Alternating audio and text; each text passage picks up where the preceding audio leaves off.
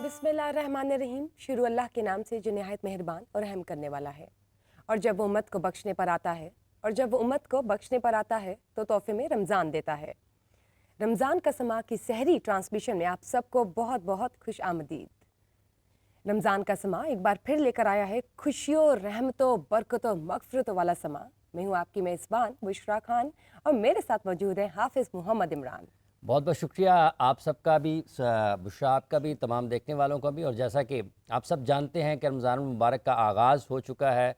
सहरी की ये वो रौनकें हैं और ये वो वक्त है जब आपके लिए न सिर्फ दुनियावी एतबार से बल्कि आपकी जो आखिरत की ज़िंदगी है उसके एतबार से भी आप अपने आप को बेहतर बनाने के लिए काम करते हैं। और हम सब खुशकिस्मत हैं कि हम इस माह रमज़ान में, इस मुबारक महीने में रोज़े रखेंगे इंशाअल्लाह ताला। हम बहुत सारी और भी जो नेकियां हैं वो कमाएंगे, अपनी ज़िंदगी को बेहतर बनाने की कोशिशें करेंगे, नेमतें समेटेंगे, अल्लाह की रहमतों से फैज़याब होंगे और आप भी हमारे साथ रहेंगे। आपको बहुत सारी नई चीज़ें, ज़िंदगी के जो मुश्किलात हैं, आपके जो मसाइल हैं उनके हल के लिए, और आप कैसे मुख्तलिफ़ वक्तों में, मुश्किल में, जब आपको मुश्किलात का सामना है, आपको कुछ दरवाज़ा सामने से कोई रास्ता नज़र नहीं आ रहा, तो वो सारी ऐसी चीज़ें हैं जो आपको यहाँ पर बुशरा, हमारे जो मुअज़्ज़िज़ मेहमानान गिरामी होंगे, उलमा इकराम होंगे, वो सब के सब आपके साथ होंगे। हम सब आपके साथ होंगे इंशाल्लाह थ्रू आउट रमज़ान। आपके साथ हमारी गपशप भी चलती रहेगी और कुरान मजीद, कुरान सुन्नत की रोशनी में जो सवाल आप करेंगे, जिस मामले का और मामलात के बारे में आप पूछना चाहेंगे वो हम बताएंगे। हमारे साथ सबसे पहले प्रोग्राम का बाकायदा आगाज़ करते हैं और मैं आपके साथ तारुफ़ करवाते चलूँ हमारे मेहमानों का। आज हमारे साथ खसूसी मेहमान मौजूद हैं सरफराज अहमद शाह साहब, जो कि मारूफ स्पिरिचुअल स्कॉलर हैं और किसी तारुफ के मोहताज नहीं। इनके साथ मौजूद है मुफ्ती सखावत मुनीर नईमी साहब, और हमारे साथ मौजूद हैं कारी अताउल मनान वारसी साहब, जो कि हमें अपनी बेहतरीन आवाज़ में तिलावत कलाम पाक की सादत से बख्शेंगे और हमारे दिलों को मुनव्वर करेंगे। इनके साथ मौजूद हैं अरशद तिहामी, कारी मोहम्मद अरशद तिहामी साहब। इनसे हम जानेंगे नात रसूल मकबूल सल्लल्लाहु अलैहि वसल्लम, जो कि इन्होंने एक तो ये पेश भी करेंगे और इसके अलावा इन्होंने खुद भी कुछ नात कलाम लिखे हैं, इसके हवाले से भी हम जानेंगे। लेकिन सबसे पहले मैं चाहूँगी कि हाफिज़ साहब जो हैं वो हमारे जो खसूसी मेहमान हमारे साथ आज मौजूद हैं उनके बारे में और बेहतरीन तारुफ बताइए, कीजिए और करवाइए। सरफराज साहब हमारे साथ मौजूद हैं। शाह साहब, आपकी आमद का सबसे पहले तो बहुत बहुत शुक्रिया। आपकी जो ज़िंदगी है, जो ज़िंदगी के मुख्तलिफ तजुर्बात हैं, जो आपने पढ़ा है, जो लिखा है, और जो भी इस माह रमज़ान में हम अपने जो लोग हैं जो जहाँ जहाँ हमें सुन रहे हैं, अगर हम उनके लिए कुछ कर सकते हैं तो आपकी मौजूदगी उस एतबार से बहुत ज़्यादा हमारे लिए और हमारे देखने वालों के लिए भी मददगार भी साबित होगी और यकीनी तौर पर अल्लाह ताला हमारी ज़िंदगियों को भी बदलेंगे। तो आपकी आमद का बहुत बहुत शुक्रिया, आप यहाँ पर तशरीफ़ फरमाएँ। तो कारी साहब की तरफ ना चलें, पहले क्या ख्याल है? ज़रूर हम लोग सबसे पहले स्टार्ट लेते हैं प्रोग्राम का रमज़ान का समा का तिलावत कलाम से, और मैं रिक्वेस्ट करती हूँ कारी अताउल मनान वारसी साहब को कि वो अपनी बेहतरीन अंदाज में तिलावत कलाम पाक पेश करें। अऊज़ु बिल्लाहि मिनश शैतानिर रजीम,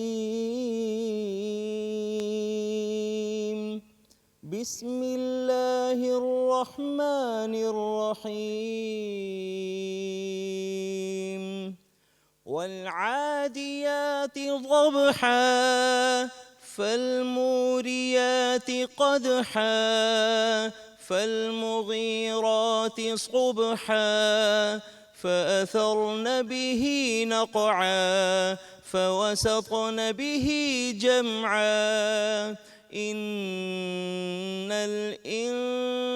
الإنسان لربه لكنود وإنه على ذلك لشهيد وإنه لحب الخير لشديد أفلا يعلم إذا بعثر ما في القبور وحصل ما في الصدور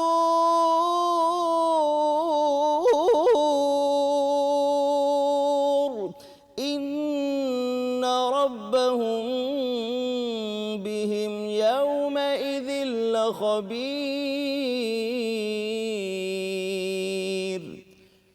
صدق الله العظيم. ماشاءاللہ جی، جزاک اللہ جزاک اللہ. بہت بہت شکریہ آپ کا قاری صاحب. اور شاہ صاحب، رمضان مبارک زندگی میں عمومی طور پر لوگ بہت ساری مشکلات کا شکار ہوتے ہیں، اور پھر بعض اوقات ایسا لگتا ہے کہ سامنے کوئی راستہ نہیں ہے، کوئی روشنی نہیں ہے، امید نہیں ہے. تو کس طریقے سے آپ سمجھتے ہیں کہ یہ رمضان المبارک ہمیں وہ راستہ دکھاتا ہے، وہ روشنی دکھاتا ہے، وہ امید وہاں سے نظر آتی ہے؟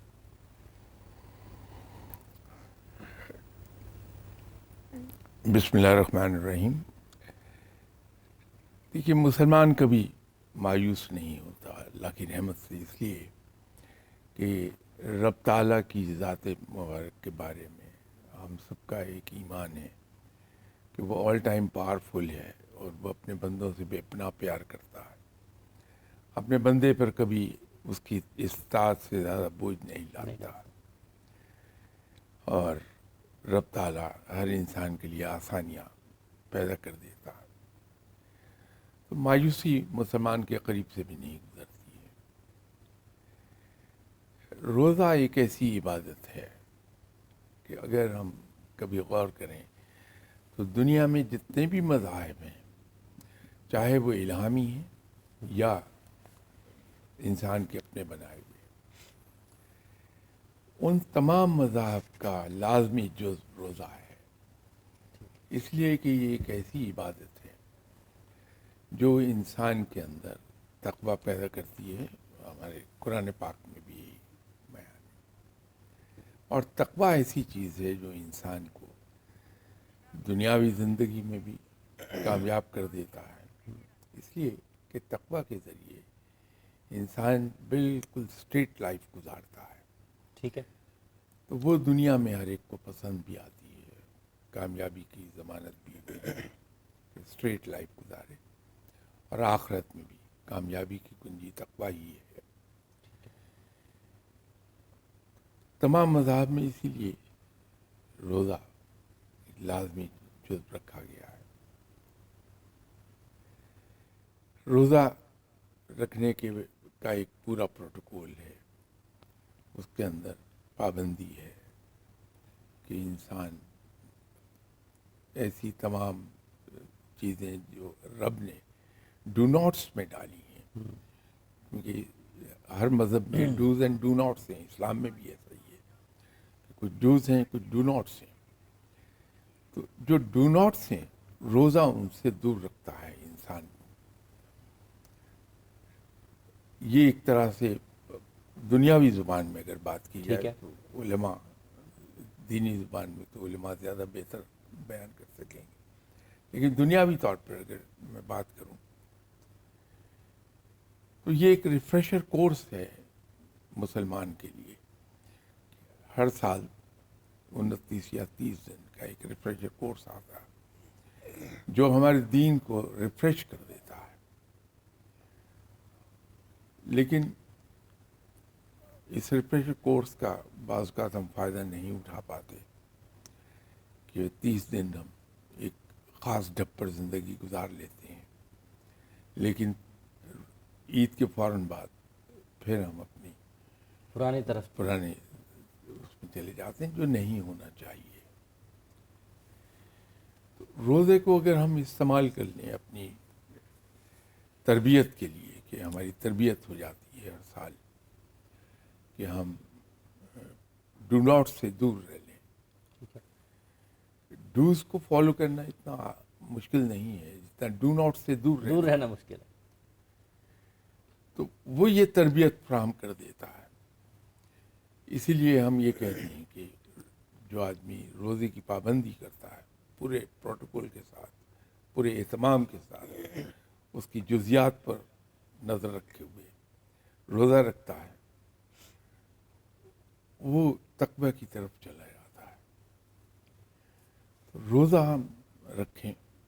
میں اپنے بارے میں کہہ سکتا ہوں, آپ تو بھلے لوگ ہیں, نیک لوگ ہیں, کہ مجھے یہ چاہیے کہ میں روزہ رکھوں, تو پھر اس کے تمام لوازمات اور جزیات کا اہتمام کر کے رکھوں, تاکہ میرا روزہ بارگاہ الہی میں بھی قبول ہو جائے, اور اس کے جو دینی اور دنیاوی فوائد ہیں.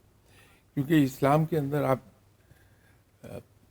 دیکھیں گے تو کوئی ایسی عبادت نہیں ہے جس کے دنیاوی فوائد نہیں ملتے. اسی لیے میں ایک عرض کیا کرتا ہوں کہ اسلام کے اندر ایسی کوئی عبادت نہیں ہے جو خود انسان کے فائدے کے لیے نہ ہو. ٹھیک. نماز بنیادی رکن ہے اسلام کا, اس سے شروع ہو جائیے کہ نماز کو آپ عبادت کو لیتے ہیں کہ ہم اللہ تعالیٰ کے حضور سجدہ ریز ہوتے ہیں, اس کی شکر گزاری کرتے ہیں کہ رب نے ہمیں تخلیق کیا, ہمیں اپنی تمام نعمتوں سے نوازا.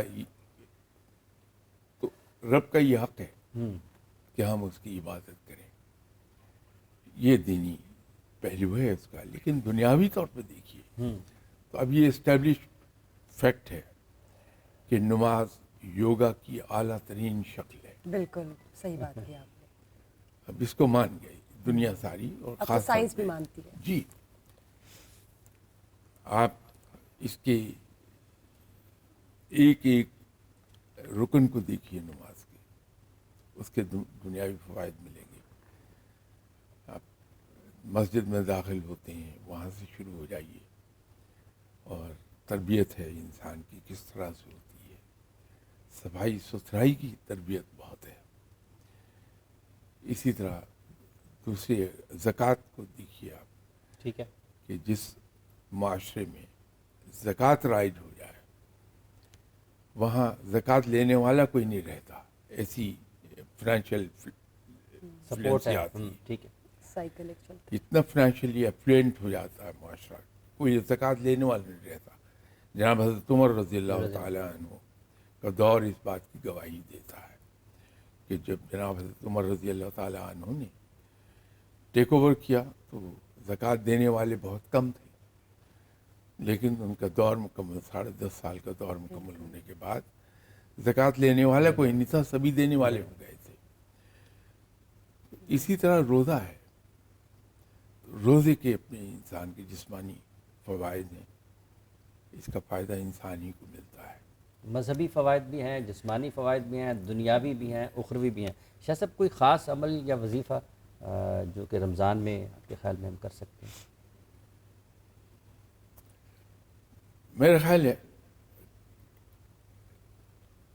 کہ قیام اللیل سب سے بڑا وظیفہ ہے. کہ روزے میں روٹین مسلمان کا کچھ ایسا ہو جاتا ہے کہ ہمارے لیے آسان ہے کہ رات کو جاگ لیں ہم. ٹھیک ہے. تو رات کو جاگ کے بجائے اس کی کہ میں دنیاوی مصروفیات میں چلا جاؤں, کھیل میں مصروف ہو جاؤں اور تفریح میں مصروف ہو جاؤں, وہ جو تھوڑا سا ٹائم رہ جاتا ہے تراویح اور سحری کے درمیان, نیرو گیپ ہے, کوئی لمبا چوڑا نہیں ہے, وہ اگر میں عبادت میں صرف کر لوں تو یہ بہت بڑا وظیفہ ہو جائے گا. ٹھیک. کیونکہ رات کا وہ پہر جو ہے جو 2 بجے کے ارد گرد آتا ہے, وہ ایسا پہر ہے جہاں انسان پوری کنسنٹریشن سے رب کی طرف رجوع کرتا ہے. عبادت کے اندر اس کا اگر میں یہ کہوں کہ مغز جو ہے, دین تو کہتا ہے کہ عبادت کا مغز دعا ہے, لیکن کرکس اگر میں یہ کہہ دوں اس کو, شاید اردو کا اس کے لیے کیا لفظ ہے وہ میرے ذہن میں نہیں آ رہا, وہ یہ ہے کہ عبادت ہم پوری کنسنٹریشن کے ساتھ کریں. ایسی کنسنٹریشن جس میں ہماری زبان, ہمارا دل اور ہمارا ذہن ایک ہی نقطے پر مرکوز ہو جائیں. جب وہ ایک نقطے پر مرکوز ہو جاتے ہیں تو اس کے فوائد بہت ہیں. میں اس سلسلے میں ایک مثال عرض کر دوں آپ سے, اگر تھوڑی لمبی ہو جائے گی بات. ہم مکان بناتے ہیں, اس کے اندر ہمارے یہاں پہلی سٹیج یہ ہوتی ہے کہ آرکیٹیکٹ ڈیزائن کر کے دیتا, اور وہ ہم سے بڑی ہیوی فیس چارج کرتا ہے. اس کو کرنی بھی چاہیے, اس کی مہارت ہے. میسن ہے جو دیوار کھڑی کرتا ہے, عمارت کھڑی کرتا ہے. جی پھر مزدور ہے جو اینٹیں اٹھا کے اور مارٹر مکس کر کے معمار تک پہنچاتا ہے. ٹھیک ہے. سب سے خطرناک کام مزدور کا ہے کہ وہ بیچارہ سر پہ بوجھ اٹھا کے کانپتی ٹانگوں سے بانس کی سیڑھی پر چڑھ کر اوپر کی منزل میں پہنچا رہا ہے. خدا نخواستہ پاؤں سلپ کر جائے تو وہ جان سے جائے گا. سب سے سخت کام مزدور کا ہے, لیکن سب سے کم اجرت اسی کو ملتی ہے. معمار بیٹھا ہوا اینٹ پر اینٹ جماتا ہے, اس کی جو محنت کا معاوضہ ہے وہ مزدور سے 4 گنا زیادہ ہے, 5 گنا زیادہ ہے. آرکیٹیکٹ ایئر کنڈیشن کمرے میں بیٹھ کے لائنیں کھینچ کے دیتا ہے, اس کا معاوضہ سب سے زیادہ سب سے ہے. زیادہ. اس کے پیچھے ایک وجہ ہے کہ مزدور جو کام کر رہا ہے اس میں اس کی اپلیکیشن آف مائنڈ نہیں ہے, وہ صرف احکامات کی تعمیل کر رہا ہے اور کچھ نہیں ہے.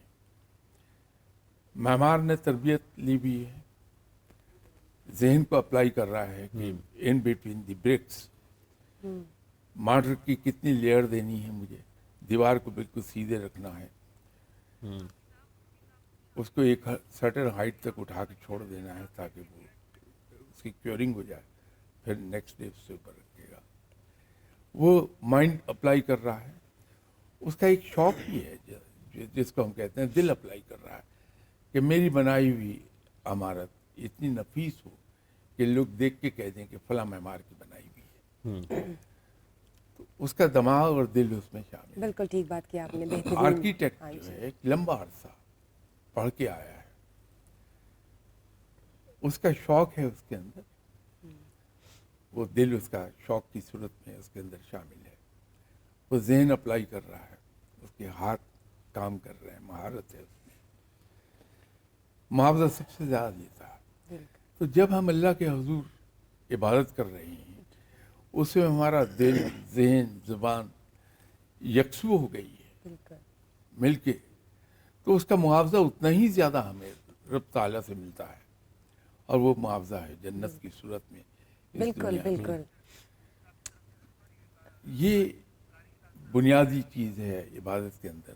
اسی طرح روزے کا اہتمام جو کرتے ہیں ہم, جیسے میں نے پہلے عرض کیا کہ روزے کی تمام جزیات اور لوازمات اس کے پروٹوکول پورا ہم جی جی مینٹین کر کے جب روزہ رکھتے ہیں اس میں اس کے اس کی چیزیں جیسے جیسے آپ جتنے ذوق اور شوق کے ساتھ جائیں گے اس کے فوائد اتنے ہی ہیں. بالکل. جتنی اچھے طریقے سے آپ اس کو کریں گے اتنا ہی یہی اس کی. تو اس ماہ رمضان کی رحمت اور برکتیں ہیں. قاری صاحب, اگر آپ تشریف فرمائیں تو آپ کی موجودگی کا فائدہ بھی اٹھانا چاہیے. لوگ سننا چاہتے ہیں نبی کریم صلی اللہ علیہ وآلہ وسلم کی شان میں اپنات بیان فرمائیں, اور ذرا ماحول بھی ہمارا اچھا ہو, کچھ ہمیں بھی رحمتیں ہمارے اوپر بھی نازل ہوں. وہ جس کے لیے محفل کونین سجی ہے, فردوس بری جس کے وسیلے سے بنی ہے. وہ جس کے لیے محفل کونین سجی ہے, فردوس بری جس کے وسیلے سے بنی ہے. وہ ہاشمی مکی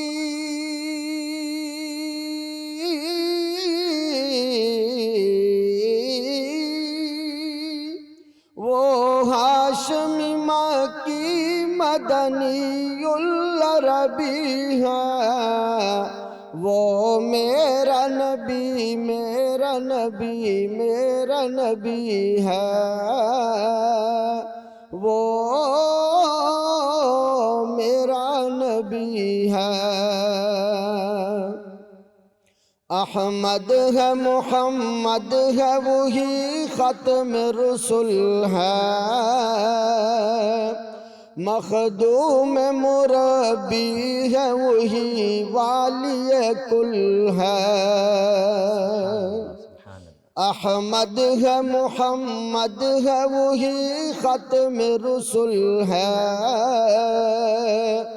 مخدوم مربی ہے وہی والی کل ہے۔ اس پر ہی نظر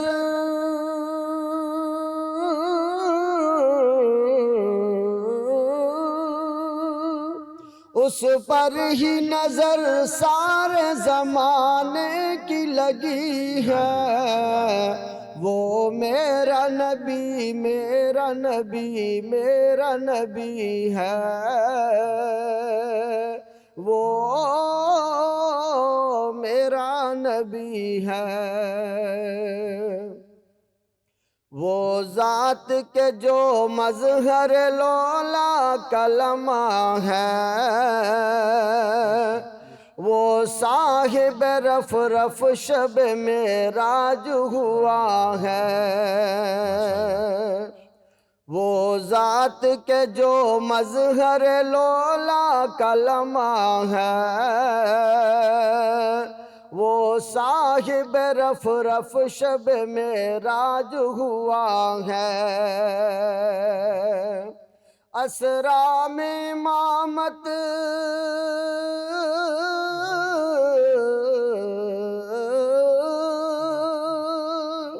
اسرا میں امامت جسے نبیوں کی ملی ہے، وہ میرا نبی میرا نبی میرا نبی ہے،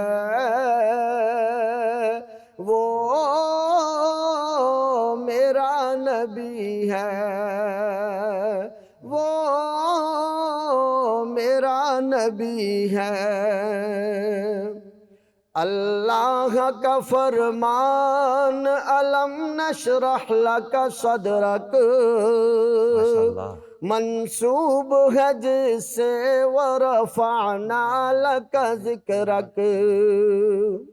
اللہ کا فرمان علم نشرح لک صدرک منسوب ہے جس سے ورفعنا لک ذکرک۔ جس ذات کا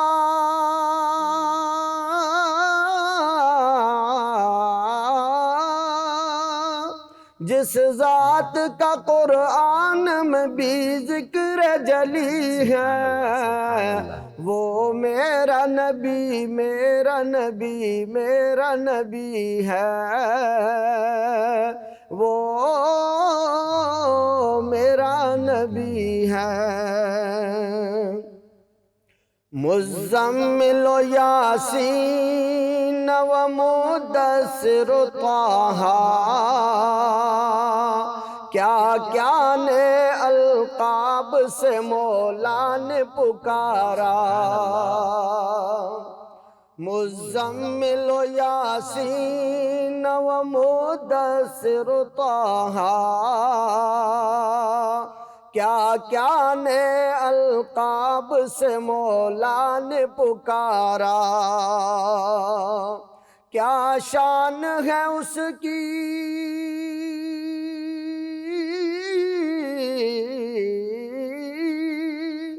کیا شان ہے اس کی کہ جو امی لقبی ہے، وہ میرا نبی میرا نبی میرا نبی ہے،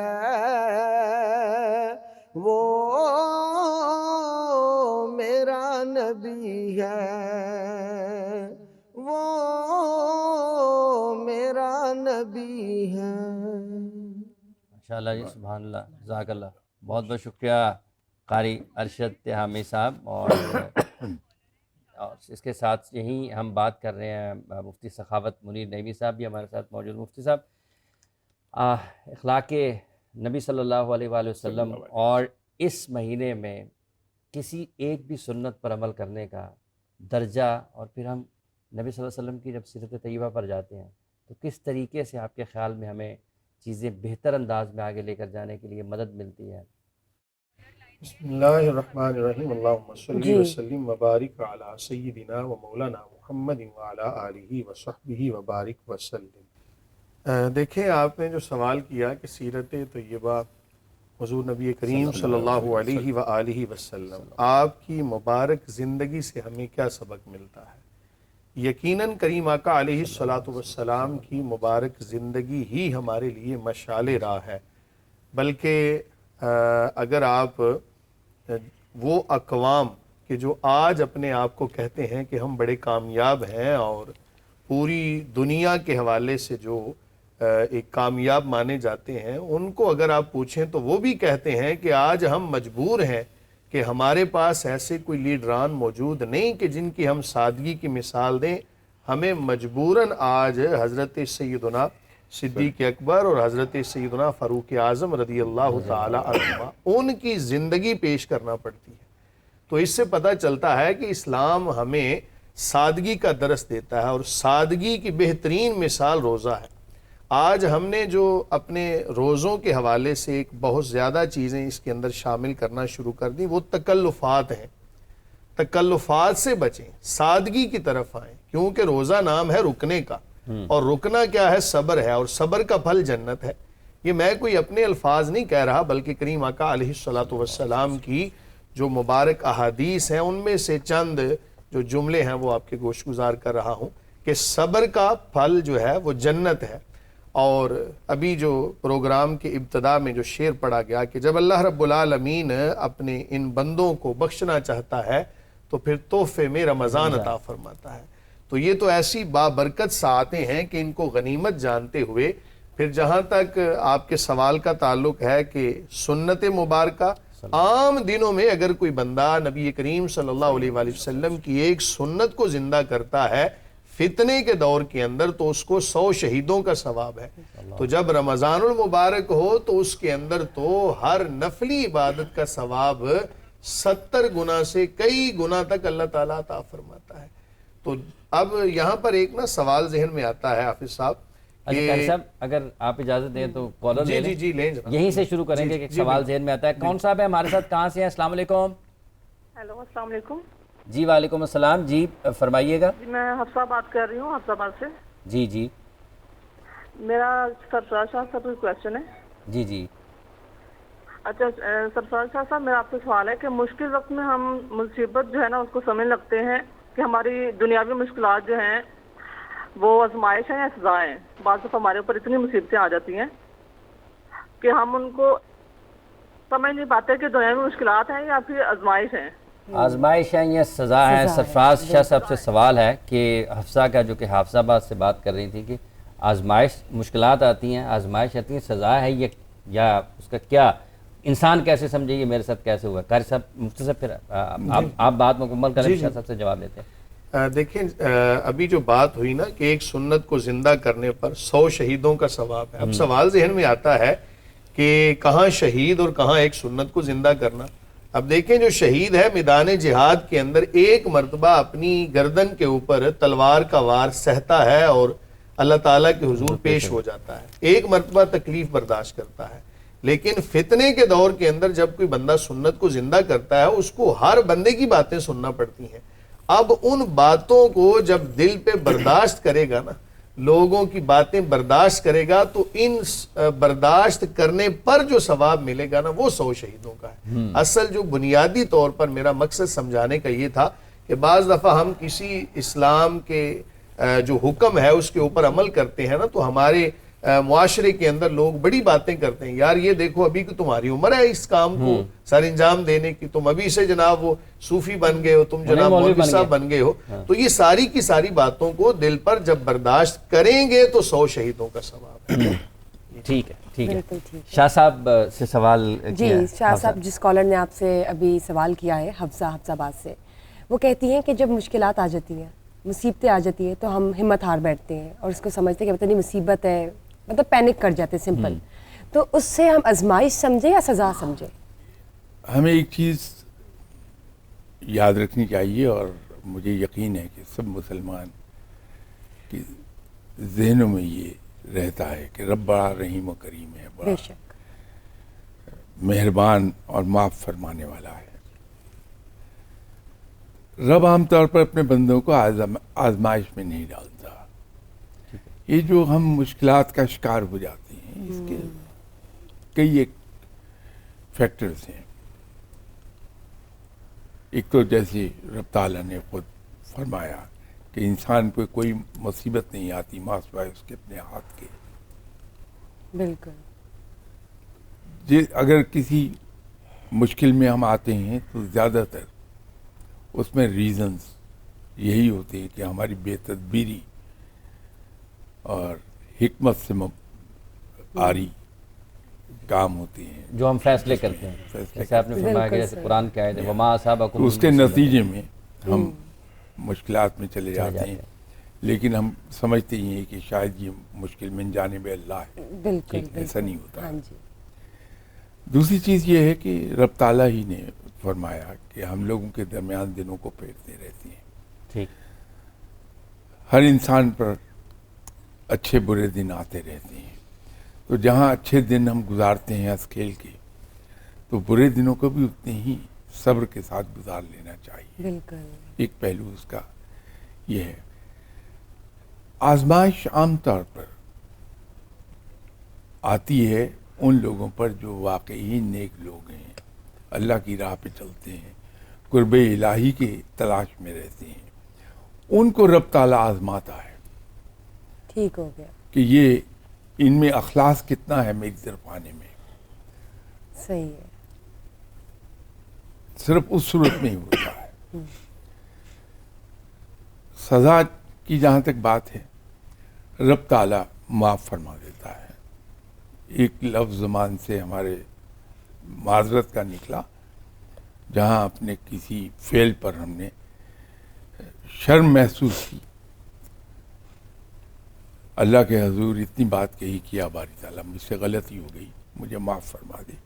رب تعالیٰ اتنا مہربان ہے کہ اسی لیے ہمیں معاف فرما دے گا۔ بالکل بالکل سبحان اللہ۔ اسی لیے جو علماء نے اور درویشوں نے توبہ کی تعریف کی، وہ بڑی کمال کی ہے کہ توبہ اصل میں جفا سے وفا کی طرف سفر کا نام ہے، کہ جفا انسان سے وفا کی طرف سفر کا نام۔ جفا سے وفا کی طرف سفر کا نام ہے۔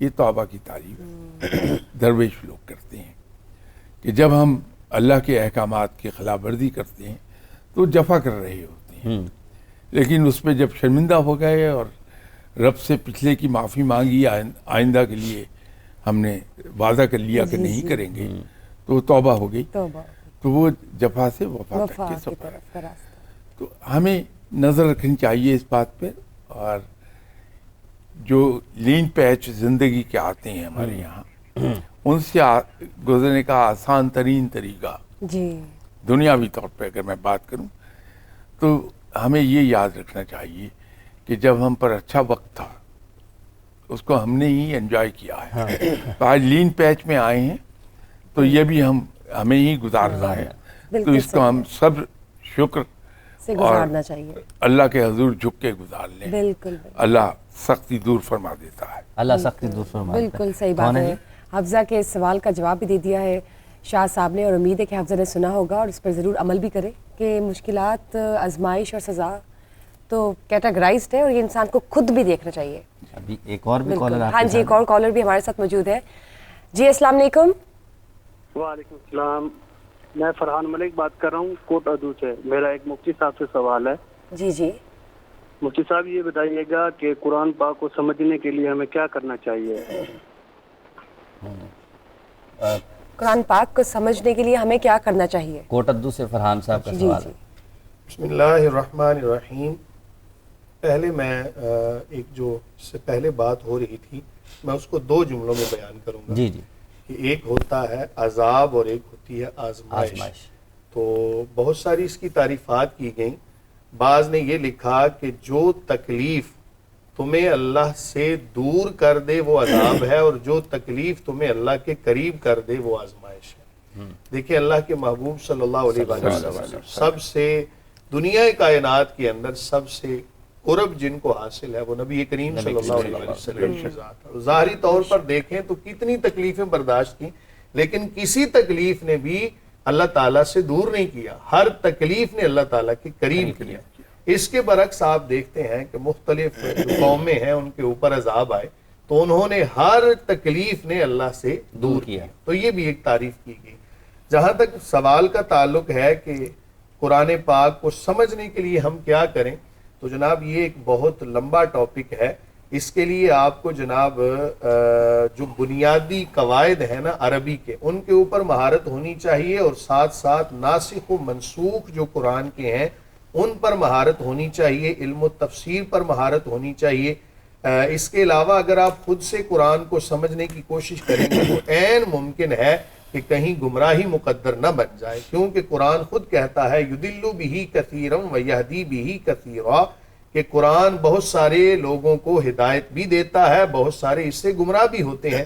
اب قرآن گمراہ نہیں کرتا ہے ان کو, اصل جو وہ غلط رستے سے قرآن کو سیکھنے کی کوشش کرتے ہیں نا, اس وجہ سے گمراہی ان کا مقدر بنتی ہے.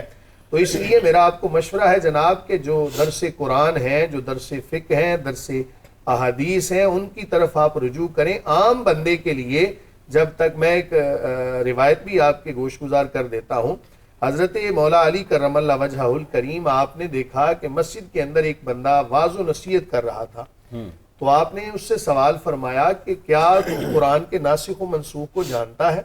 اس نے کہا جی نہیں. آپ نے فرمایا تو خود بھی گمراہ ہو گیا اور تیرے جو سننے والے ہیں وہ بھی گمراہ ہو گئے. مطلب یہ ہے کہ جب تک قرآن کے ناسخ و منسوخ اور بنیادی جو علوم ہیں ان پر مہارت نہ ہو تب تک قرآن سے ہدایت کا حصول ناممکن ہے. اسی لیے جناب جو علماء نے کتابیں لکھی ہیں, علماء نے جو ہمیں یوں سمجھ لیں کہ عام زبان میں اگر ہم کہیں تو پکی پکائی کھیر جو ہمارے لیے رکھ دی ہے نا, اسی کو استعمال کرنے میں عافیت ہے, اور ان تمام چیزوں کو بہرحال ملحوظ خاطر رکھا جائے. شاہ صاحب ویسے آپ کے سحری میں کیا لینا پسند کرتے ہیں؟ میں تو عام طور پر 2 سلائس اور اس کے ساتھ آملیٹ اور چائے کا 1 کپ. کتنی شاندار سحری, بڑی کوئی مزے کی ہے, انگلش سحری ہے یہ. اور یہ اگر میں نے کھجوریں استعمال کی کا صبح نا سحری میں, بہت نورشنگ ہے وہ, ہے نا, بہت, اور بھوک لگتی نہیں اس سے. ٹھیک ہے, ہاں کھجور تو کھجور پراپر تو ڈائٹ بہت ہی ہے, نورشنگ ہے. وہ تو پراپر ڈائٹ ہے. قاری صاحب آپ بتائیے آپ کے سحری میں استعمال کرتے ہیں, آپ بھی بتائیے پلیز.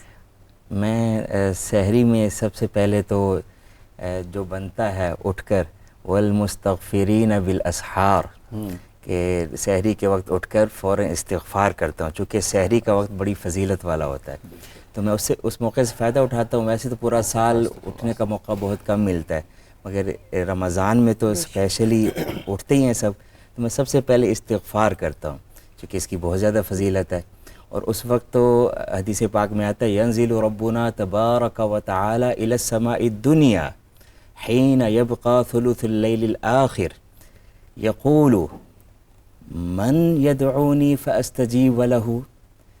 اللہ تعالیٰ آسمان دنیا پر تشریف لے آتے ہیں رات کے آخری حصے میں, اور ارشاد فرماتے ہیں کوئی ہے مجھ سے دعا کرنے والا کہ اس کی دعا کو قبول کروں, ومن یسألنی فاعطیہ, اور کوئی ہے مجھ سے سوال کرنے والا کہ اسے میں عطا کروں, ومن یستغفرنی فاغفر لہ, اور کوئی ہے مجھ سے بخشش طلب کرنے والا کہ اس کو میں بخش دوں. اس لیے میں سب سے پہلے اٹھتے ہی استغفار کرتا ہوں, چونکہ یہ بھی سنت ہے, صرف کھانا پینا ہی سنت نہیں ہوتی. پھر اس کے بعد چونکہ میں قاری ہوں تو پھر اپنے گلے کا خیال رکھنا ہوتا ہے, تو اس وجہ سے میں سب سے پہلے تو اٹھ کر غرارے کرتا ہوں, تو منہ کی کلی کرتا ہوں, دانت صاف کرتا ہوں, یہ بھی سنت ہے. پھر اس کے فوراً بعد میں پراٹھا وغیرہ نہیں کھاتا, سادہ روٹی یا چوپڑ کے دیسی گھی وغیرہ, دیہاتی لوگ ہیں دیسی گھی میں چوپڑ کے وہ کھاتے ہیں. پھر سادہ سا سادہ جس میں تری زیادہ نہ ہو. دو قاری صاحب, نالے چوپڑیاں نالے 2 روٹیاں میں اس لیے کھاتا ہوں کالر بھی ساتھ ہی بحال ہے. رہے. ہاں جی, ہمارے ساتھ کون ہے جی؟ السلام علیکم. جی وعلیکم السلام, میں طیب بول رہا ہوں سرگودا سے. اچھا جی, میرا شاہ صاحب سے کوشچن ہے کہ رمضان مبارک میں عبادات کے ساتھ حقوق العباد کو پورا کرنا کتنا ضروری ہے؟ ٹھیک ہے جی, طیب صاحب کا سوال ہے. مجھے وہ صحیح کہہ رہے ہیں طرح کہ شاہ صاحب سے سوال ہے کہ رمضان المبارک میں عبادات کے ساتھ حقوق العباد کو پورا کرنا کتنا ضروری ہے. حقوق العباد مطلب کہ ہم اگر اس کا کتنا اجر ہے, کتنی فضیلت ہے؟ حقوق العباد کی ادائیگی تو رمضان کے علاوہ بھی ہم پہ فرض ہے اور سب سے آپ پوچھ کی چوسی کی ہے. یہ تو ہے. رمضان میں تو جیسے میں نے شروع میں عرض کیا تھا کہ اس کے تمام لوازمات, جزیات, پروٹوکول اس کو آبزرو کیا جائے. تو رمضان میں تو ہم بہت زیادہ محتاط ہو جاتے ہیں کہ جو حقوق العباد کی ادائیگی ہے اس میں ترازو دوسرے کی طرف جھکا رہنا چاہیے, بجائے اس کے کہ اس کو برابر رکھیں انصاف کو. تو ترازو ہمیشہ دوسرے کی طرف جھکا رہے کہ اس کے حقوق جو اس کے ڈیو ہیں اس سے ہم زیادہ دے دیں, تاکہ کہیں احتمال نہ رہے کہ میری طرف اس کا ڈیو نہ رہ جائے جس کی مجھے جواب دہی کرنی پڑ جائے. یہ جو انصاف کا کانسیپٹ ہے ہمارے یہاں, یہ بھی عجیب و غریب ہے. کہ میرے لیے سب سے زیادہ فخر کی بات یہ ہے, اور میں فخریہ بیان کرتا ہوں کہ صاحب میں تو دوسروں سے پورے انصاف کے ساتھ چلتا ہوں. حالانکہ مسلمان کی منیمم ریکوائرمنٹ مسلمان سے یہ ہے کہ وہ انصاف پر چلے گا, دوسروں کے ساتھ انصاف. ہاں, جو قابل تعریف چیز ہے کسی مسلمان کے لیے وہ یہ ہے کہ وہ ایثار سے کام لے, اور سب سے اعلیٰ ترین تعریف کی جو رویہ ہے وہ یہ ہے کہ قربانی سے کام لے لے. تو انصاف تو منیمم ریکوائرمنٹ ہے. یہ کمال ہے کہ مسلمان کے لیے جو رب نے معیار مقرر کیا منیمم, وہ انصاف کا ہے. تو جب ہم حقوق العباد کی ادائیگی کرتے ہیں روزمرہ کی زندگی میں تو انصاف سے کام نہیں لیں, ایثار اور قربانی سے کام لیں. اس میں ایثار اور قربانی سے. مفتی صاحب جی دیکھیں, اسلام تو حقوق دینے کی بات کرتا ہے. باقی جتنے بھی آپ ادیان دیکھیں اس کے اندر حقوق کی جنگ ہوتی ہے, لیکن اسلام کہتا ہے کہ تم فلاں کے حقوق تمہارے اوپر لازم ہے, یہ جو تمہارا فرض ہے اس کو ادا کرو. رہی بات رمضان المبارک کے اندر حقوق کی ادائیگی, یہ تو جیسا کہ ابھی شاہ صاحب نے فرمایا کہ عام دنوں میں بھی لازم ہے. کچھ چیزیں ایسی ہوتی ہیں کہ جو عام حالات میں بھی لازم ہے, اور رمضان المبارک میں ان کا زیادہ اہتمام کرنا چاہیے. جس طرح ہمارے جو ملازمین ہیں ان کے عام دنوں میں بھی حقوق ہیں, لیکن نبی کریم صلی اللہ علیہ وآلہ وسلم نے اپنے خطبہ کے اندر اس بات کی جانب اشارہ فرمایا کہ اس ماہ مبارک کے اندر جو بندہ اپنے ملازم سے کام کے اندر تخفیف کرے گا اللہ تعالیٰ اس کو جہنم سے آزاد فرما دے گا.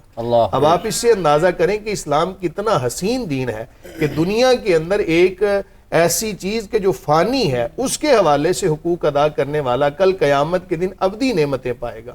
اور ہمیں اس سے سبق ملتا ہے کہ ہم بحیثیت مسلمان کہ جب ہماری نظر جو ہے نا, ہمارا مطمع نظر وہ آخرت ہونی چاہیے.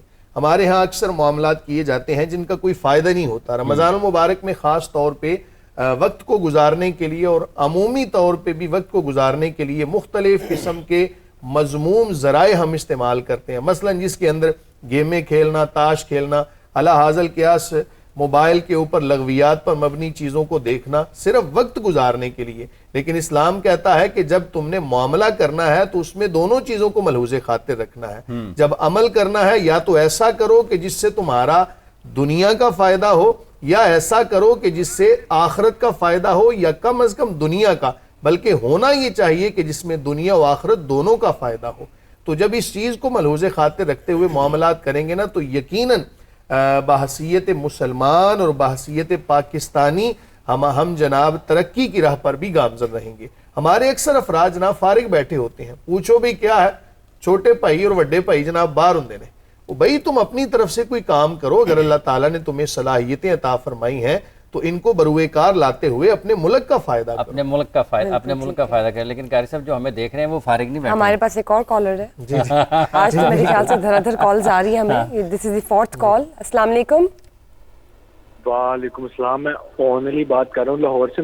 میرا مفتی صاحب سے سوال ہے. جی اون صاحب آپ سوال کریں, سن رہے ہیں مفتی صاحب. اچھا مفتی صاحب, ایسا ہوتا ہے اکثر کہ جو میرے جیسے کچھ لوگ ہیں جو وقت پہ سحری کر لیتے ہیں اور اس کے بعد ہم لوگ سگریٹ وغیرہ پینے چلے جاتے ہیں, اس کے بعد ہم لوگ چوئنگ گم یا اس طرح کا کچھ رکھ لیتے ہیں تاکہ ذائقہ جو ہے وہ ٹھیک ہو جائے. تو اکثر ایسے ہوتا ہے کہ ہم فون چلا رہے ہیں یا بستر میں لیٹ گئے ہیں سحری کر کے, تو وہ سحری کا وقت جو ہے وہ 2 منٹ اوپر چلے جاتا ہے, ایگزیکٹ بندہ دیکھتا نہیں, کبھی چوئنگ گم منہ میں رہ جاتی ہے. تو اس طرح کی اگر بھول ہو جائے, سحری کا ٹائم گزر جائے, تو وہ بھول کنسیڈر ہوگی یا وہ ہمارے روزے میں ہماری سحری میں مسئلہ آ گیا. ٹھیک ہے, بہت شکریہ اون, بہت شکریہ. کیا فرما رہے ہیں جی کہ کچھ نوجوان ہیں جو سحری تو ذرا ٹائم پہ کر لیتے ہیں, لیکن اس کے بعد گھر سے باہر نکلتے ہیں, گلی کے کونے پہ کھڑے ہو جاتے ہیں, کچھ دھواں اڑاتے ہیں یا چنگم منہ میں ڈال لیتے ہیں یا پھر بستر پہ لیٹ جاتے ہیں اور پتہ نہیں چلتا, وقت گزر جاتا ہے اور چنگم منہ میں ہوتی ہے اور بعد میں یاد آتا ہے اچانک وہ سحری کو تو ختم ہوئے 5 منٹ ہو گئے. جی, اس صورت میں کیا ہدایت ہے؟ دیکھیں کہ جب قرآن نے کہہ دیا وَكُلُوا وَاشْرَبُوا حَتَّى يَتَبَيَّنَ لَكُمُ الْخَيْطُ الْأَبْيَضُ مِنَ الْخَيْطِ الْأَسْوَدِ مِنَ الْفَجْرِ, کہ تم کھا پی سکتے ہو کب تک کہ جب تک کالے دھاگے سے سفید دھاگا جدا نہیں ہو جاتا. اور اس کے اندر پھر وضاحت ہے وہ کالا دھاگا کیا ہے. سب سے پہلے آسمان کے اوپر ایک باریک سی لکیر نمودار ہوتی ہے کہ جو فی الفور غائب ہو جاتی ہے, جس کو صبح کاذب کہا جاتا ہے. اس کے بعد پھر وہی لکیر دوبارہ آتی ہے اور وہ آسمان کے کناروں کی طرف پھیلتی ہے, اس کو صبح صادق کہا جاتا ہے. بہرحال لب لباب یہ ہے کہ صبح صادق تک کھا پی سکتے ہیں, اس کے بعد نہیں. اذان فجر جب ہو جائے تو اس سے 1 منٹ پہلے سحری کو چھوڑ دینا چاہیے, کوئی 1 منٹ سے فرق نہیں پڑے گا. یہ ایک شیطان کی طرف سے نا سمجھ لیں کہ ایک وسوسہ آئے گا. ہمارے ہاں یہ بھی ہوتا ہے کہ شیطان تو قید ہے, شیطان بند ہے, اب وسوسہ کہاں سے آئے گا, چونکہ ایک گناہوں کے اوپر عادت بن چکی ہوتی ہے, اس وجہ سے وہ گناہ ایسے عمومی طور پہ ہو جاتے ہیں. تو جب جناب فجر کی اذان ہو جائے اس سے 1 منٹ پہلے چھوڑ دیں. رہی بات یہ کہ اگر کسی نے آخر میں جناب سگریٹ کو استعمال کیا, نسوار کو یا چوئنگم, کوئی بھی ایسی چیز کہ جو منہ کے اندر ذائقہ چھوڑ رہی ہو, تو اذان فجر سے پہلے جناب اس کو باہر پھینکیں اور اپنے منہ کو صاف کریں, مسواک کریں, سنت کے عین مطابق اپنے منہ کو پاکیزہ رکھیں. یہ جتنی بھی چیزیں ہیں یہ سب کی سب کوئی اچھی نہیں ہے. بالکل ایسے ہی چوئنگم منہ کے اندر ہو, آپ سو جائیں, اور اگر جب آپ کی آنکھ کھلی اگر نماز نہیں پڑھی تو یہ آپ یوں سمجھیں کہ ایک فرض آپ نے ادا کیا اور دوسرے فرض کو آپ نے ترک کر دیا, تو یہ کوئی مناسب بات نہیں ہے. بہرحال اس بندے کا روزہ نہیں ہوگا کہ جس نے چوئنگم منہ کے اندر نہیں ہوگا. اس کی وجہ یہ کہ ذائقہ جا رہا ہے نا, تو اس نے فجر سے تجاوز کر لیا, تو جب تجاوز کر لیا تو اس کا روزہ نہیں ہوگا. اس لیے اس بندے کو دوبارہ سے روزہ رکھنا پڑے گا. واللہ تعالی عالم بالصواب. بہت بہترین, بالکل نہیں, یہ بہت ویلڈ پوائنٹ تھا اور بڑا اچھا سوال تھا. میرے خیال سے جو کالر آن تھے, بلکہ ان کا نہیں, تمام ایسے جو کہہ لیں لوگ ہیں تھوڑی بہت جہاں کہیں تھوڑا سا بالکل جن کی سچ ایکٹیویٹیز ہوتی ہے, ان کو یہ بالکل معلوم ہونا چاہیے کہ روزہ نہیں ہوتا. اگر آپ 1 منٹ سے بھی زیادہ نکل جاتے ہیں, وقت گزارے, تو آپ کا روزہ نہیں ہوتا. لمٹ کو اس نے کراس کر لیا. ہاں یہاں پہ صرف ایک, چونکہ میں ایک تخصص فقہ کا طالب علم ہوں, تو ہمیں دوران فقہ تخصص کی جب تعلیم دی جاتی ہے تو وہاں یہ ایک چیز سکھائی جاتی ہے کہ جب حکم شرع ایک عمومی طور پہ بیان کیا جاتا ہے نا, تو پھر ایسا ہی حکم بیان کیا جاتا ہے. لیکن ایک ایسا بندہ کہ جو خود اتنا کمزور تھا کہ جناب جس کی حالت بڑی نازک تھی, تو اس کو ہم یہ کہہ سکیں گے کہ حتیٰ یتبینہ, جب وہ تبینہ کے الفاظ آئیں گے نا, تو ہم فرد واحد کے لیے کہہ سکتے ہیں کہ وہ بندہ اگر 1 منٹ اس سے کوئی کبھی کبھار ایسا ہو گیا تو امید کرتے ہیں کہ اس کا روزہ ہو جائے. ہمارے خصوصی مہمان سرفراز احمد شاہ صاحب, جو کہ معروف اسپرچل اسکالر ہے, ہمارے ساتھ موجود ہے رمضان کا سماع کی سحری ٹرانسمیشن میں.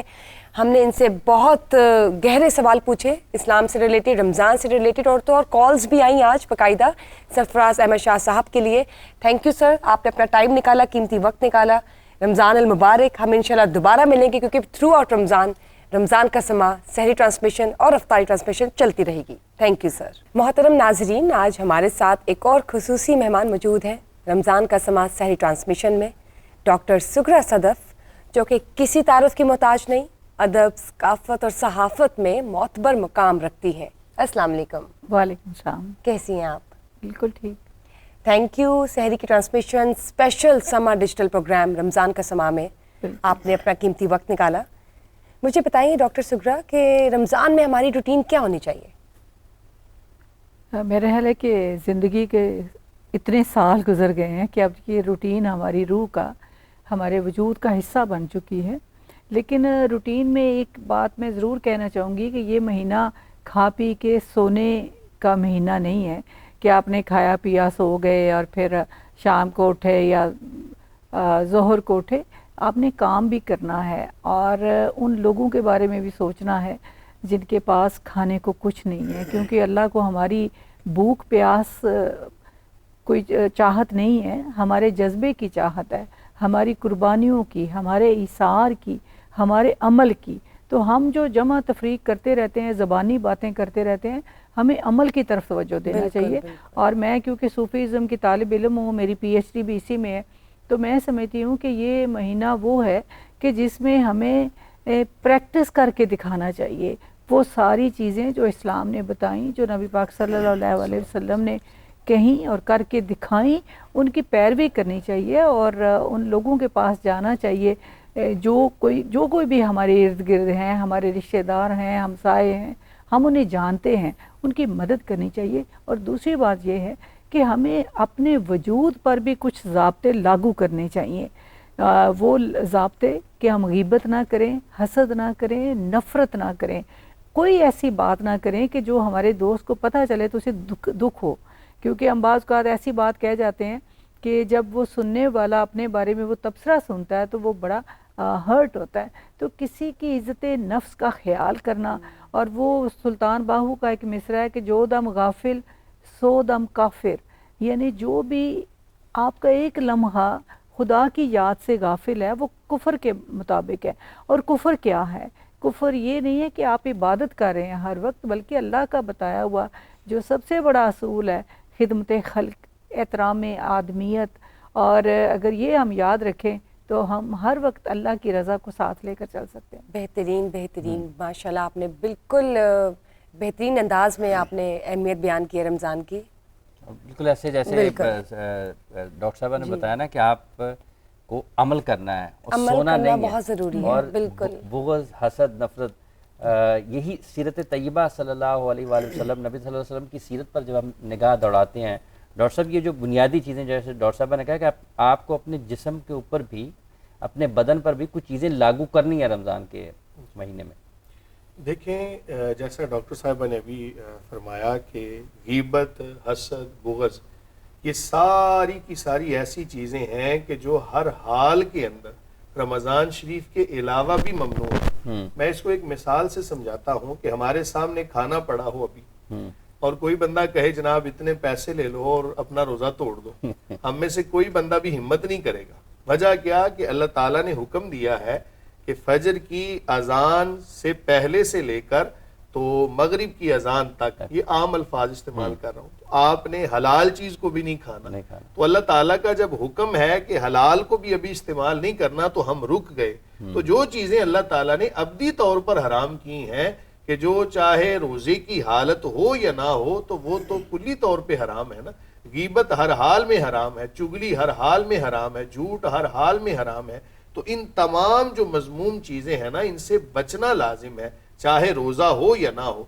बहरहाल रोजा तो इससे फासिद नहीं होगा, लेकिन ये चीजें रोजे के हुस्न के अंदर कमी का बायस बनेगी. लेकिन मैं इसमें एक चीज़ ऐड करूंगी कि जिस तरह हम कोई कोर्स करते हैं, रिफ्रेशर कोर्स करते हैं अपने इल्म को बेहतर करने के लिए, तो मैं समझती हूँ कि अगर रमज़ान को हम इस हवाले से ले सकते हैं ना कि जब हमने खुदा के लिए वो सारी भूख प्यास और चीज़ें वो बर्दाश्त करते हैं, खुशी से बर्दाश्त करते हैं, रूहानी तौर पर इत्मीनान महसूस करते हैं, तो अगर हम शौरी तौर पर इन चीज़ों से बचेंगे तो ये हमारी आदत में शामिल होती जाएंगी.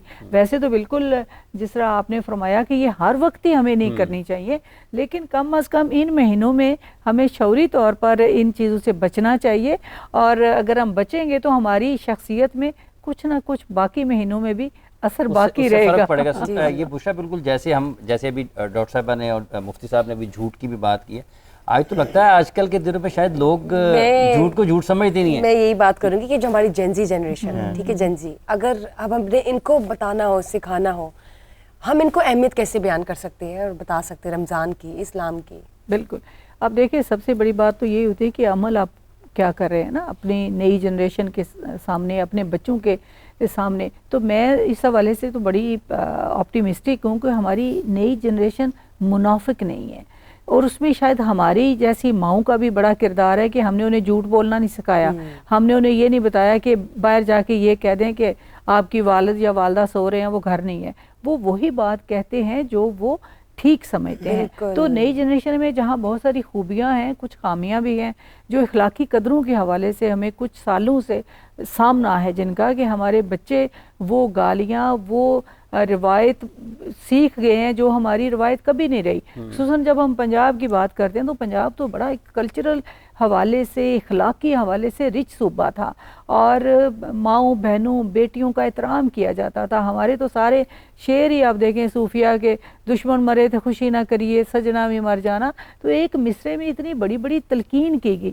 آج جو آپ دیکھیں ٹویٹر پہ دیکھتے ہیں, فیس بک پہ دیکھتے ہیں, ہر جگہ کہ ذرا سی بات مخالفت کی آپ کرتے ہیں تو آگے سے اتنی بڑی بڑی گالیاں آپ کو لوگ دینا شروع ہو جاتے ہیں. اختلاف کرنا نہیں آتا لوگوں کو, شعور سے بات کرنی نہیں آتی, لاجک نہیں آتی. تو ان کو میرا خیال ہے کہ ہمیں اپنے نصاب میں چیزیں شامل کرنی پڑیں گی. والدین کو اپنا کردار ادا کرنا پڑے گا, اساتذہ کو کرنا پڑے گا, اور پورے سماج کو کرنا پڑے گا, کیونکہ جو بچے ہیں وہ پورے سماج کی ذمہ داری ہے, ہمارا فیوچر بھی ہے. میں اپنی بیٹی کو بہت اچھی تعلیم دیتی ہوں, بہت اچھا اس کو پڑھا رہی ہوں, لیکن جو 3 کروڑ بچے اسکول سے باہر ہیں وہ بڑے ہو کر کیا کریں گے, یہ بھی ہم سب کو سوچنا ہے. 3 کروڑ بچے بالکل ٹھیک بات کی آپ نے. جو نگلیکٹ ہو رہی ہے, جو ایک بچوں کی ایک پراپر پرسنٹیج نگلیکٹ ہو رہی ہے, ان کے لیے بھی کچھ کرنا چاہیے ہم سب کو مل کر. اور یہ باتوں سے نہیں, واقعی عمل کرنا ہے. آپ والی بات کہ ہمیں اب عمل بھی کرنا چاہیے, اس کی طرف بھی جانا چاہیے. قاری صاحب آپ بتائیے, ہماری بات چل رہی تھی سحری کے حوالے سے, آپ بتائیں افطاری میں کیا لیتے ہیں؟ قاری صاحب کی سحری تو پوری کرائیں پہلے, وہ میرے خیال سے دیسی گھی والا پراٹھا, گھی والے رکے ہوئے ہیں. بس وہ سالن بھی ایسے کوشش کرتے ہیں کہ وہ تھوڑا شوربے دار ہو, اللہ اللہ, سوکھا سالن نہیں ہو, یا باربیکیو نہیں ہونا چاہیے ورنہ پیاس لگے گی اور مشکل ہوگی. اسی طرح افطاری میں جو 8 کے لوگ ہوتے ہیں نا, آواز کے ماہرین لوگ, وہ بھی کوشش کرتے ہیں ٹھنڈا یوز نہ کریں. اس وقت میں جو بھی چیزیں تھوڑا گرم یا دودھ لے لیں, اس طرح کچھ پھل لے لیں. پکوڑے سموسے بالکل یوز نہ کریں ورنہ آواز بھی خراب ہو جائے گی. اور پورا دن جو مقصد تھا روزہ رکھنے کا, پیٹ کو خالی رکھ کے برکتیں حاصل کرنے کا, وہ بھی پھر ضائع ہو جاتا ہے جب زیادہ پکوڑے سموسے تلی ہوئی چیزیں, اور پھر ساتھ فروٹ, اور ساتھ شربت, اور ساتھ دودھ, اور ساتھ مختلف چیزیں. جو مقصد ہوتا ہے بھوکا رہ کر جو فائدے ہوتے ہیں. روزے کا یہ حسن ہے کہ آپ افطاری کے وقت میں جناب جو مرضی مکس کر لینا تو وہ ایک طرح سے ہضم ہو جاتا ہے. لیکن اوور نہیں کھانا چاہیے. اوور کھائیں گے تو پھر ظاہر ہے کہ جو مقصد ہے بھوکا رہنے کا, اس سے جو برکات حاصل ہوگی. تصوف پڑھا ڈاکٹر صاحب نے بھی, وہ سمجھتے ہیں اس بات کو, بھوکا رہنے سے کتنے فائدے ہوتے ہیں. تو اسے تھوڑا کم کھائیں تاکہ ہضم بھی آسانی سے ہو, اور اس کی جو برکات ہمیں حاصل ہوتی ہیں صوفیہ ذرا تفصیل سے بتاتے ہیں کہ اسے عبادت میں بھی دل لگتا ہے بھوکا رہنے سے. زیادہ کھائیں گے تو عبادت بھی نہیں ہوگی, پھر نماز بھی نہیں پڑھی جائے گی, سانس ہی نہیں آئے گا, رکوع سجدہ مشکل ہو جائے گا. کیونکہ ہم نے اپنے جو جسم کو ایک تہخانہ بنایا ہوا ہے نا, جی بالکل, ٹھونستے رہتے ہیں ہر وقت, اسی کا تو ہم نے فلٹر کرنا ہے, وہ فلٹر کرنا ہے, اور پھر بہت ساری بیماریوں سے خدا ہمیں بچاتا بھی ہے. یہ تو کثافت دور کر کے لطافت کی طرف جانے کا مرحلہ ہے. اور میں ایک چھوٹی سی مثال دوں گی کہ پچھلے رمضان میں میں نے گھر میں, ہم سب نے مل کے, میرے بچوں نے فیصلہ کیا کہ ہم کوئی تلی ہوئی چیز نہیں کھائیں گے. تو ہم نے پورا رمضان پکوڑے سموسے بالکل کوئی چیز نہیں کھائی. ہم کھجوریں, شربت, اور اس کے بعد ڈائریکٹ کھانا کھاتے تھے, اور کھانے میں چاٹ اور جو بھی ہو سکتا ہے. اور کتنی میں نے افطاریاں جب گھر میں کی, کافی لوگ آئے تو کہتے میڈم وہ پکوڑے نہیں ہیں. میں نے کہا پکوڑے کیونکہ ہم نہیں کھاتے, آپ نے بھی نہیں کھانے, بوتلیں ہم نہیں پیتے, آپ کو بھی نہیں ہم نے پلانی, شربت پلائیں گے. تو یہ بڑی اچھی لگی مجھے بات قاری صاحب کی کہ سادہ, اور جو بھی کھائیں لیکن تلی ہوئی چیزوں سے ضرور پرہیز کریں. وہ پھر فائدہ ہی نہیں نا, آپ نے فائدہ سارا ہی نہیں. دن اپنی بھوک پیاس مٹا کر جو اللہ کی رضا میں روزہ رکھا, پھر آپ نے وہ ایسی ڈائٹ استعمال کر لی کہ وہ آپ کے لیے پھر مشکل ہو جاتی ہے. بالکل. آج تو کھانے سے جی بدلہ لینے افطاری ہاں میں. جی کھانے سے بدلہ لینے. بالکل, یہ تو پھر آپ نے اپنے ایک جسم کے جملہ ساتھ بھی منع ہوا ہے نا کہ روزے اللہ تعالیٰ نے فرض کیے تھے, افطاری میں پکوڑے ہم نے خود فرض کر لیے. بالکل بالکل جی اس لیے ان چیزوں سے بچنا چاہیے. بچنا چاہیے. آج تو حافظ صاحب ہمارے پاس ایک اور کالر موجود ہے. جی جی, السلام علیکم. وعلیکم السلام. میرا نام عائشہ ہے اور میرا سوال مفتی صاحب سے ہے کہ مفتی صاحب جیسے کہ ہم خواتین جو ورکنگ ویمن ہیں, ہمیں اپنی روٹین میں میک اپ کرنا ہوتا ہے اور میک اپ موسٹلی ایسا ہوتا ہے کہ واٹر پروف ہوتا ہے. تو میں نے آپ سے یہ پوچھنا تھا کہ واٹر پروف میک اپ پہ جب ہم وضو کرتے ہیں تو وضو کے مطلب وضو ہو جاتا ہے رائٹ, اس میں کوئی ایسی ممانعت تو نہیں ہے؟ بسم اللہ الرحمن الرحیم. اصول آپ نے یاد رکھنا ہے تمام سننے والوں نے, بالخصوص آپ نے, کہ جو نجاست حکمی ہوتی ہے نا, جیسا کہ بے وضو ہو جانا یا غسل کا واجب ہو جانا, یہ نجاست حکمی جو بدن پہ ہوتی ہے یہ سیلان کے ساتھ, بہاؤ کے ساتھ جسم سے جدا ہوتی ہے. ایسی چیز کہ جو جسم اور پانی کے درمیان حائل ہو جائے, جو کہ پانی کو جسم تک پہنچنے سے روکے, اس سے نہ تو وضو ہوگا اور نہ ہی اس سے غسل ہوگا. ان چیزوں کو دور کرنا پڑے گا اور اس کے بعد جسم کے اوپر کوئی کم از کم, بلکہ مستحب یہ ہے, 3 مرتبہ پانی بہائیں گے تو غسل بھی ہوگا اور وضو بھی ہوگا. مثال کے طور پر کسی نے ایسا میک اپ اپنے چہرے پر لگا لیا یا ہاتھوں پر لگا لیا, ظاہر ہے چہرہ بھی دھونا وضو کے اندر فرض ہے اور ہاتھوں کا دھونا بھی فرض ہے, تو اگر ایسی حالت کے اندر وضو کریں گی تو وضو نہیں ہوگا, ان کو دور کرنا پڑے گا. پھر وضو کر کے اگر بالفرض آپ نے وضو کر کے بعد میں ان چیزوں کو لگا لیا اور پھر آپ کا جب تک وضو قائم تھا تب تو یہ جائز ہے, اس کے علاوہ کوئی شرعی گنجائش نہیں ہوتی. واللہ تعالی بالکل ٹھیک. مفتی صاحب میرا ایک اور سوال ہے آپ سے. جی, جب ہم روزہ رکھتے ہیں, سحری کی بات کر رہی ہوں, تو نیت ہم نے دل میں کر لی تو ہماری نیت ہو جاتی ہے یا اس کے لیے کوئی باقاعدہ زبانی طور پر, ہاں زبانی طور پہ بھی بڑا کہنا, اچھا کوئی سوال ادائیگی کرنی کیا آپ ہوتی ہے نے. الفاظ یہ کی؟ عوام کو بتانے کی بھی ضرورت ہے. کچھ لوگ یہ سمجھتے ہیں کہ جب تک ہم نے نیت نہ کی تب تک شاید ہمارا روزہ ہی نہیں ہوگا. اصول آپ یہ بھی یاد رکھیں کہ رمضان المبارک کے روزے اللہ تعالیٰ نے فرض فرما دیے. اب کسی بندے نے اگر شروع رمضان کے اندر دل میں نیت کر لی کہ میں سارے روزے رکھوں گا, اب جیسے ہی سحری کر لے گا اس کا سحری کرنا بھی نیت کے اندر شامل ہے. اور اب چونکہ تعیین اللہ تعالیٰ نے کر دی, اب یہ کسی بندے کے معین کرنے سے یہ متعین نہیں ہوئے, بلکہ اللہ تعالیٰ نے متعین فرما دیے کہ 30 دن یا 29 ڈیز جو ہیں یہ روزے فرض ہیں رمضان المبارک کے. تو جیسے ہی رات میں اس نے یہ نیت کر لی تھی تو اس کا روزہ ہو جائے گا. زبان سے نیت اس وجہ سے کی جاتی ہے, وہ مستحب ہے, اقرار باللسان و تصدیق بالقلب, کہ زبان سے اقرار کرنا, دل سے یقین کرنا. تو جب کسی بندے نے دل میں نیت کر لی تو اس کی نیت کا اعتبار کیا جائے گا. زبان سے اقرار کرنا مستحب ہے. اب اس کا فائدہ صرف یہ ہوگا زبان سے اقرار کرنے کا کہ بالفرض اگر کسی دعوت میں چلا گیا تو اب وہاں پہ جا کے, تو اگر اس نے زبان سے کہا ہوگا نا صبح کہ میرا روزہ ہے, اب یہ اپنی اس نیت سے مکر نہیں سکتا. تو اگر وہاں پہ جا کے یہ کہہ دے جی کوئی بات نہیں, میں نے تو صبح زبان سے نہیں کہا تھا, تو اب دعوت بڑی اعلیٰ قسم کی ہے تو میں روزہ میرا نہیں ہے, تو ان تمام وساوس سے بچنے کے لیے نا زبان سے اقرار کر لینا مستحب ہے. تاہم اگر کسی نے دل کے اندر نیت کر لی تو اس کی نیت کا اعتبار ہوگا. جو عمومی طور پہ ہم دعا پڑھتے ہیں نا, وَبِصَوْمِ غَدٍ نَوَيْتُ مِنْ شَهْرِ رَمَضَانَ, یہ رات میں نیت کرنے والی ہے. دن کے اندر اگر آپ اسی وقت نیت کرتے ہیں تو اگر زبان سے آپ اپنی زبان کے اندر, اپنی لینگویج کے اندر آپ کر لیتے ہیں تو بھی مستحب ہے, اس میں کوئی شرعی قباحت نہیں ہے. مفتی صاحب ایک اور کویسچن ہے, مجھے یہ بتائیے کہ کچھ لوگ کہتے ہیں, بلکہ میرے ارد گرد کے کچھ لوگ ہیں جن کا مجھے ایکسپیرینس ہے, کہ وہ کہتے ہیں کہ اگر ہمیں رات کو 3 بجے یا 2 بجے یا 2:30 بجے کہہ دیا کہ ہم نے نیت کر لی تو اس کے بعد ہم کھا نہیں سکتے, ہمارا وہیں پہ روزہ سٹارٹ ہو جاتا ہے. نہیں, ایسا نہیں ہے. اللہ تعالیٰ, ہاں جی, دیکھیں نا قرآن جہاں پر نص قطعی آ جاتی ہے نا قرآن کی آیت, وہاں پر پھر کسی کا قیاس نہیں چل سکتا. قرآن نے کہا وَكُلُوا وَاشْرَبُوا حَتَّى يَتَبَيَّنَ لَكُمُ الْخَيْطُ الْأَبْيَضُ مِنَ الْخَيْطِ الْأَسْوَدِ مِنَ الْفَجْرِ, کہ تم کھا پی سکتے ہو کہاں تک, کہ فجر تک آپ کھا سکتے ہو. تو جب قرآن نے یہ کہہ دیا, کوئی بندہ اگر کہہ دے جی میرے اوپر حرام ہے تو اس کے حرام کرنے سے کوئی چیز حرام نہیں ہو جائے گی.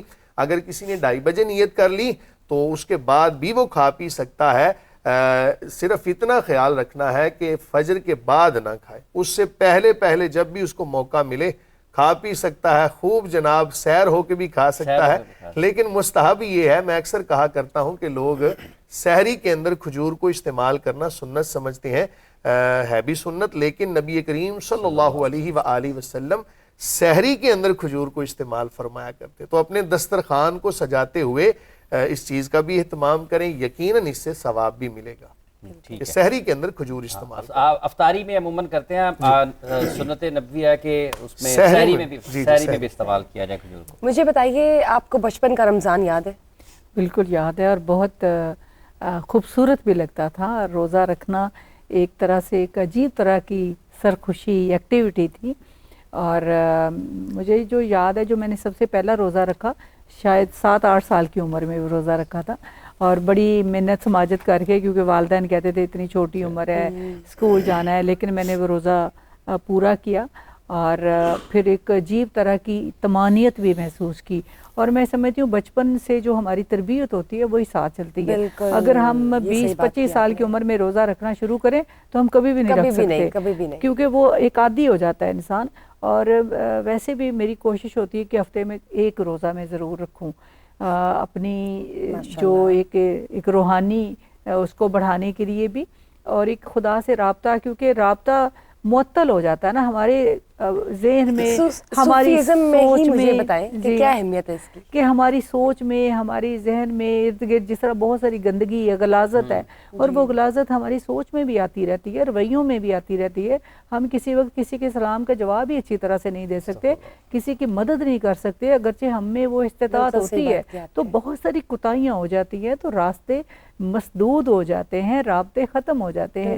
تو ان رابطوں کو بحال کرنے کے لیے، اپنے رب سے ایک گہرا تعلق استوار کرنے کے لیے ایک دن ضرور ایسا ہونا چاہیے ہفتے میں، اگر آپ کر سکیں کہ آپ روزہ رکھیں، اور پھر اس دن اپنے آپ کو ایک عجیب کیفیت میں محسوس کریں، تو آپ پہ، آپ کی صحت پہ، آپ کی سوچ پہ، اور وہ بہت ایک خوشگوار اثر ہوتا ہے۔ بالکل، مجھ سے آپ نے کھانے کا نہیں پوچھا۔ مجھے آپ یہاں جی تو یہ بتائیے نا کہ آپ کھانے میں کیا لیتی ہیں؟ میں نے کہا صرف قاری صاحب نہیں کھاتے، ہم بھی کھاتے ہیں۔ میں جیلس کر رہی تھی کہ قاری صاحب بھی نہیں کھاتے، صرف ہم بھی کھاتے ہیں۔ انہوں نے جس طریقے سے بتایا نا وہ پراپر ایک پکچر بنی ہے۔ نہیں، قاری صاحب بہت انوسینٹ انسان مجھے لگے، میری پہلی ملاقات ہے، لیکن بڑا اچھا انہوں نے بتایا۔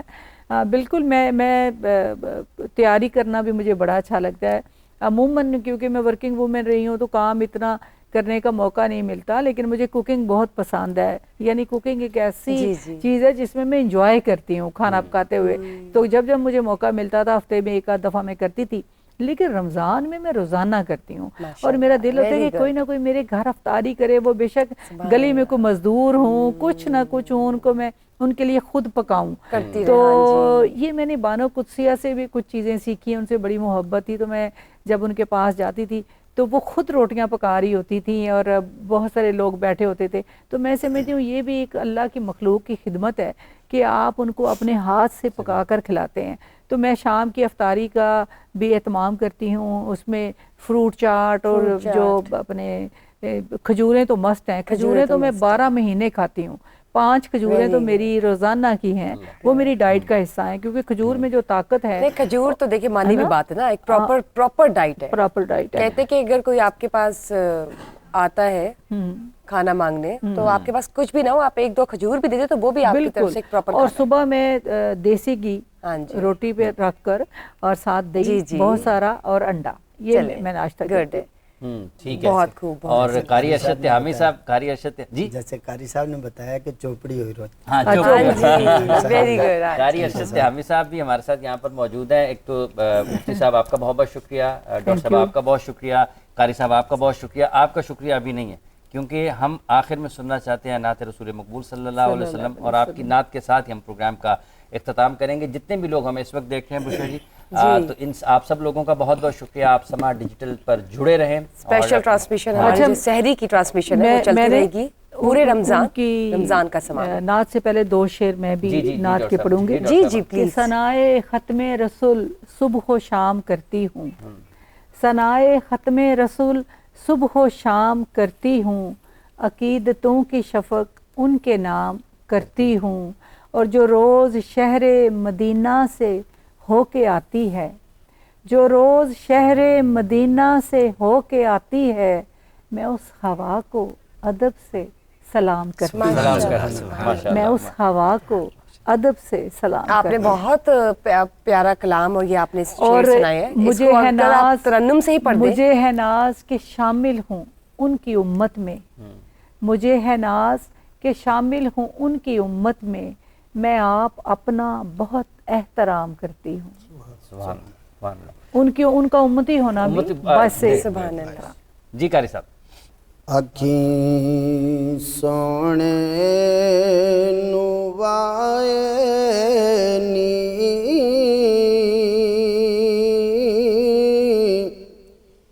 جے تیرا گزر ہووے میں مر کے بھی نہیں مردا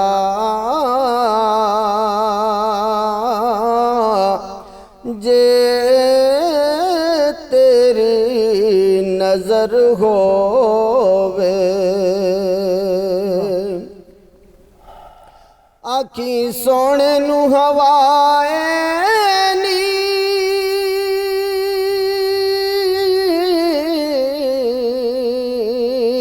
جے تیرا گزر ہووے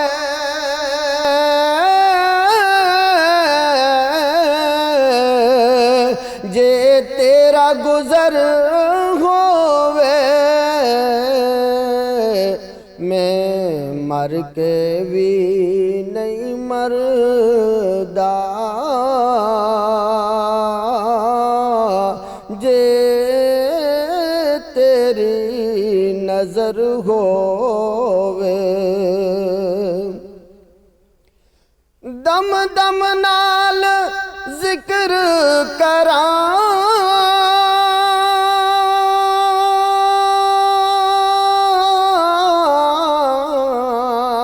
آقا تیریاں شاناں دا دم دم نال ذکر کراں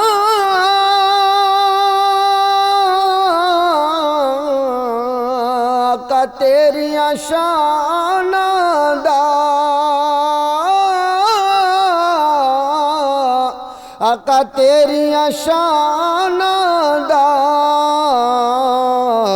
تیرے نام تو وار دیاں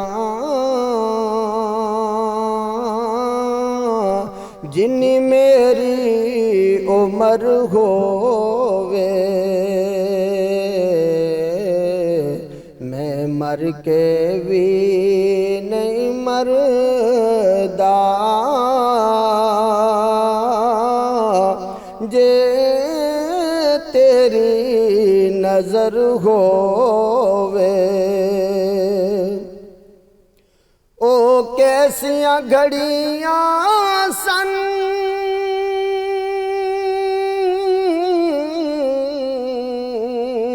مہمان سا سونے دے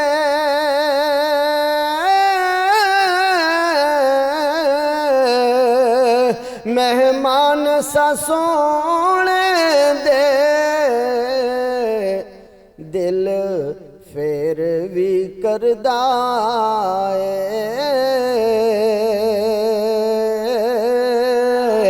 تے بادا سفر ہووے دل پھر بھی کردا